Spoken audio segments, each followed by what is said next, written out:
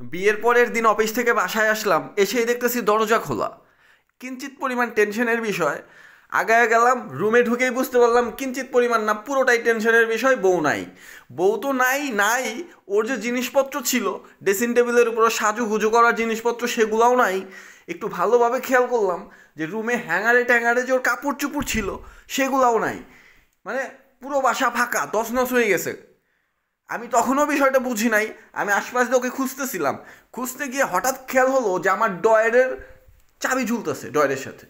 আগে গিয়ে দেখতেছি আমার পুরো ডয়ার ফাঁকা, এর মধ্যে আমার টাকা পয়সা যা কিছু ছিল সব গেছে। বোঝার আর বাকি রইল না ঘটনাটা ঘটছে কি। ভাগছে, কিন্তু কার সাথে? বুদ্ধি দরকার।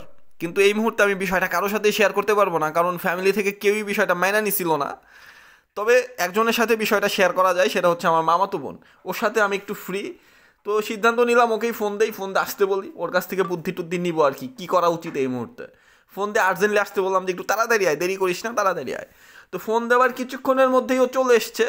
এসে জিজ্ঞেস করতেছে, কী ব্যাপার, কী হয়েছে, এত আর্জেন্ট ফোন দিছোস, ঘটনা কি বলতো?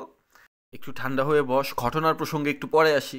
সকাল থেকে কিচ্ছু খাই নাই, প্রচুর ক্ষুধা লাগছে, একটু রান্নাবাড়ি কর, দুজনে একসাথে বসে খাই, তারপরে খেতে খেতে তোকে আমি বিষয়টা বলবো, অনেক বড় বিষয়।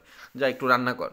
তো যাই হোক, আমার কথা মতো ও গ্যাসে রান্না করতে, যদিও কোনো দিন রান্না করে নাই, বাট আজকে কোনো উপায় নাই। এদিকে ও গ্যাসে রান্না করার জন্য, আর আমি বসে বসে ভাবতেছিলাম যে আমি এই বিষয়টা ওকে কীভাবে বলবো, কোন মুখ নিয়ে বলবো।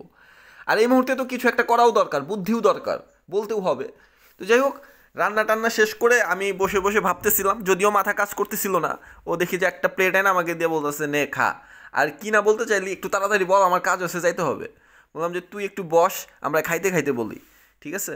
তো খাবার নিয়ে বসছে, আমিও খাইতে খাইতে ভাবলাম যে বলেই ফেলি, কি আর করার। তো বললাম যে দেখ, আমার বাসায় দেখ, একটু ভালোভাবে খেয়াল কর, ওর যে জামা কাপড় ছিল কিছু দেখতেছোস? নাই। দেখ ড্রেসিং টেবিলের উপরে কোনো কিছু আছে? নাই। ও নাই। ভাগছে। বুঝছস কিছু? এখন আমি কি করবো ক? তো যাই হোক, আমার কথা শুনে ও তো পুরাই অবাক। অবাক হয়ে ফোন বের করে আম্মাকে ফোন দিছে। ফোন দিয়ে বলতেছে, আমি কিভাবে কম? I don't know. ফারহান কবে পাগলাগাঁও থেকে ছাড়া পাইছে? কবে আসছে বাসায়? পাগলা গারদের খাবার ভালো না, একটু ভালো না, পানিও ভালো না পাগলা গারদের। পাবনা থেকে কবে কিভাবে আসলেন বলেন তো? কবে আসছি বলতে, আমি তো আজকেই বলাইছি। হুম হুম হুম হুম। তাহলে আবার কবে যাচ্ছেন পাবনাতে? কবে যাচ্ছি সেটা তো বলতে পারবো না, তার আগে তো আমার বউকে খুঁজে বের করতে হবে, কোথায় গেল।